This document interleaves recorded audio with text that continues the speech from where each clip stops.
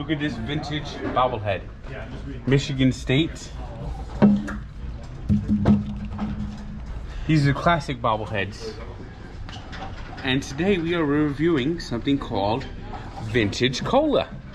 Vintage bobblehead, Vintage Cola. Now this is made by the Dublin Bottling Works in Dublin, Texas.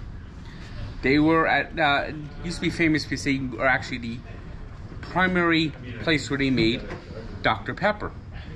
And there was a big controversy because when Dr. Pepper went to do high fructose corn syrup, they still used real sugar.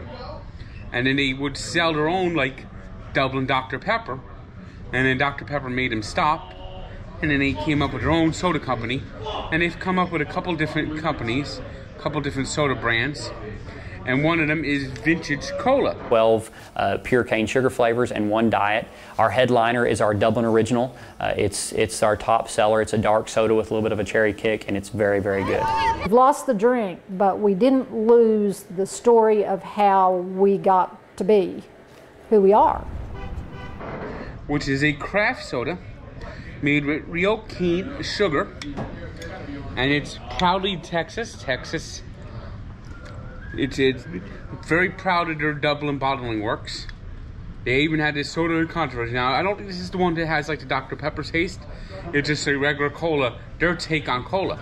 So we're gonna see if their take on cola is good, or if it's something that you wanna just forget and leave in the past. So, here we go. Brand. Uh-oh. Boom, boom, boom, boom, boom, boom, boom, boom, boom. It kind of fizzed up a little bit. Ooh. Like a volcano, look at that. It's fizzy. It's getting fizzy. It's getting fizzy, getting fizzy, getting fizzy.